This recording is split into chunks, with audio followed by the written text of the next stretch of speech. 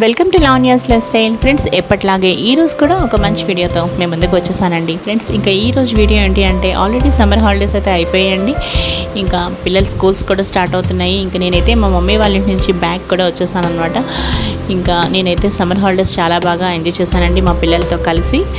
ఇంకా మీరందరూ కూడా సమ్మర్ వెకేషన్ చాలా బాగా ఎంజాయ్ చేశారని అనుకుంటున్నాను. ఇంకా నా లైఫ్ స్టైల్ రొటీన్లోకి నేను వెళ్ళిపోతున్నాను.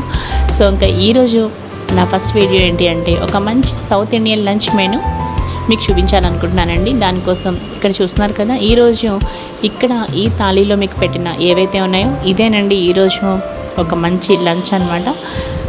సో హ్యాపీగా మనం ఇలాంటివి కిడ్స్ లంచ్ బాక్సెస్లో కూడా మనం పెట్టివ్వచ్చు. ఇక స్టార్ట్ చేసేద్దామండి ప్రొసెసర్. ఈరోజు ముందుగా టమాటో పప్పు ఎలా చేయాలో మీకు చూపిస్తానండి. ఫస్ట్ ఏం చేస్తున్నాను అంటే ఈ విధంగా టమాటోస్ని చక్కగా కడిగి ఈ విధంగా పెట్టుకున్నాను.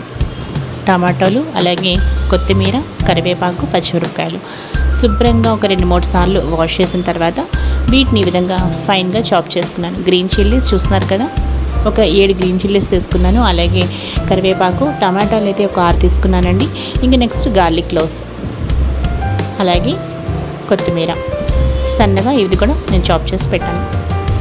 చూసారు కదండి, ఈ విధంగా సిద్ధం చేసుకున్న తర్వాత ఇప్పుడు మీరు చూస్తున్నారు కదా, టమాటోస్ కూడా మనం ఎక్కువ తీసుకుంటే ఏంటంటే ఆ టమాటో ఫ్లేవర్ అనేది చాలా బాగుంటుంది. టమాటా పప్పు కాబట్టి సో ముఖ్యంగా ఒక 6 టమాటాలు తీసుకుంటే చాలా టేస్ట్ బాగుంటుంది. ఇవన్నీ కూడా నేను కుక్కర్లో వేసేస్తున్నానండి. ఫస్ట్ చూస్తున్నారు కదా, దాని తర్వాత సాల్ట్ వేసుకున్నాను, అలాగే పసుపు వేసుకున్నాను. ఈలోగా ఏం చేస్తున్నాను అంటే ఇక్కడ బెండకాయలు 2 ఆనియన్స్ ఉన్నాయి కదా, సో వీటిని కూడా చక్కగా వాష్ చేస్తున్నాను. ముందైతే ఇక్కడ ఆనియన్స్ నేను పీల్ చేసేసి తర్వాత వాటర్లో వేసానండి. ఈ విధంగా చేయడం వల్ల ఏమవుతుందంటే మనకి కళ్ళు అనేది మండవన్నమాట. సో ఆ విధంగా చక్కగా చూసారు కదా, ఇవన్నీ కూడా ఈ విధంగా పెట్టుకున్నాను. అయిపోయింది కదా, ఇప్పుడు వీటిని కూడా కట్ చేశాను. ఆనియన్స్, అలాగే ఒక 2 ఆనియన్స్ మీరు ఏవైతే చూసారో బెండకాయలు అవన్నీ కూడా కట్ చేసి పెట్టుకున్నాను. సో ఇదొక మంచి కోంబోగా మనం చేయొచ్చండి. చక్కగా ఎప్పుడైనా ఈజీగా అనమాట, మంచి కాంబినేషన్ కూడా అనమాట. టమాటా పప్పు అలాగే బెండకాయ ఫ్రై చాలా బాగుంటుంది. సో ఇంకా ఆయిల్ వేసుకున్నానండి. ముందుగా నేను ఏం చేస్తున్నాను అంటే ఒక స్టవ్ మీద ఇప్పుడు ఆయిల్ వేడైంది కదండి, ఇప్పుడు దీనిలో నేను ఏం వేస్తున్నాను అంటే ఆనియన్స్ వేస్తున్నాను. మొత్తం ఆనియన్స్ అన్నీ కూడా చక్కగా కట్ వేసుకున్న తర్వాత ఇప్పుడు నెక్స్ట్ నేను బెండకాయలు అన్నీ కూడా వేస్తున్నాను. బెండకాయ ముక్కలు కూడా మీడియం సైజులో పెట్టుకున్నానండి. ఇలా ఈ విధంగా మనం చేయడం వల్ల ఏమవుతుందంటే మనకి ఈవెన్గా ఫ్రై అవుతాయి. మరీ సన్నగా కట్ చేసామనుకోండి బెండకాయలని, అవి మాడిపోయే అవకాశం ఉంటుంది. సో మీడియం కట్ చేసుకుంటే ఈవెన్గా ఫ్రై అవుతాయి. అలాగే సాల్ట్, అలాగే పసుపు వేసి ఇంకా మూత పెట్టకుండానే నేను ఫ్రై చేశానండి. ఎందుకంటే మీరు మూత పెట్టారనుకోండి మళ్ళీ అవి జిగురు వచ్చేస్తాయి అన్నమాట. సో మూత పెట్టకుండా చక్కగా ఈ విధంగా ఫ్రై చేశాను. కావాలంటే ఒక 2-3 స్పూన్స్ ఆయిల్ మీరు పడితే వేసుకోవచ్చు, నేనైతే వేసానండి. ఇంకా లాస్ట్లో రెడ్ చిల్లీ పౌడర్ వేస్తున్నాను. ఇది కారాన్ని తగ్గినట్టుగా వేసుకోవచ్చు. సో అంతేనండి, ఇంకా మనకి బెండకాయ ఫ్రై అయితే అయిపోయింది కదా. సో దీన్ని తీసి మనం పక్కన పెట్టేద్దాం. ఇప్పుడు ఒక్కసారి బాగా కలిపేశాను. స్టవ్ కూడా ఆఫ్ చేసేసిన తర్వాత కలిపాను అనమాట.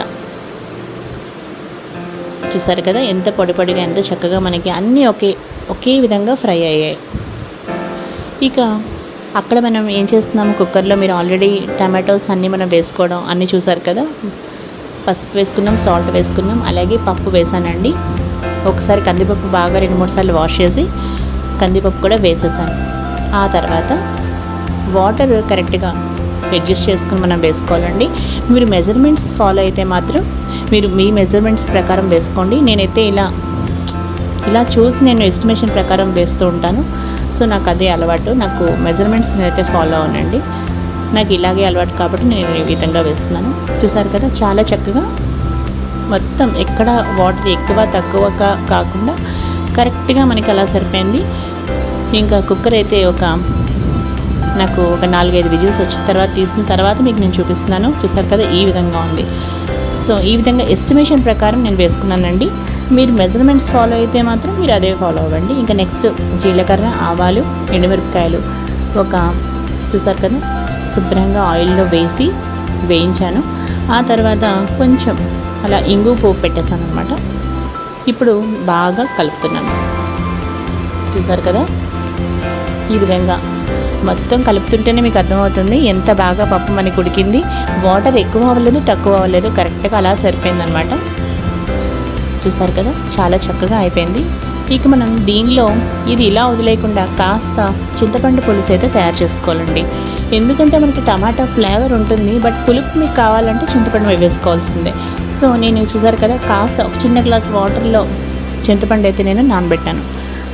తర్వాత దాన్ని గుజ్జు వేసేసాను. చూసారు కదా చాలా తక్కువ అనమాట. మరి ఎక్కువ నీళ్ళల్లో మనం చింతపండు వేసుకుంటే మనకి పప్పు పలుచగా అయిపోతుంది. సో మనకి చక్కగా టమాటా పప్పు చక్కగా రావాలి కాబట్టి కాస్త వాటర్లో వేసుకుని గుజ్జులా వేసుకుంటే సరిపోతుంది. అంతేనండి. చూసారు కదా ఎంతో రుచిగా మనకి టమాటా పప్పు అయితే రెడీ అయిపోయిందండి. ఇప్పుడు స్టవ్ మీద పెట్టి ఒక్కసారి నేను ఒక్క బాయిల్ వచ్చాక నేను ఇంకా స్టవ్ ఆఫ్ చేసేస్తాను. సో అయిపోయిందండి. ఇది ఏంటి అంటే పప్పు పులుసు కూడా పెట్టేశాను. పప్పు పులుసుకి ఏ విధంగా అంటే ఒక ఆనియన్, కాస్త కరివేపాకు, అంతేనండి. కాస్త ఉడికించిన పప్పుని కాస్త వాటర్లో వేసుకుని అంతేనండి ఆనియన్స్ వేసుకున్నాను. అలాగే పోపు పెట్టడం. సో సింపుల్గా పప్పు పులుసు ఆ విధంగా పెట్టేశాను. ఇంకా ఇదేనండి ఈరోజు బెండకాయ ఫ్రై, అలాగే టమాటో పప్పు పులుసు.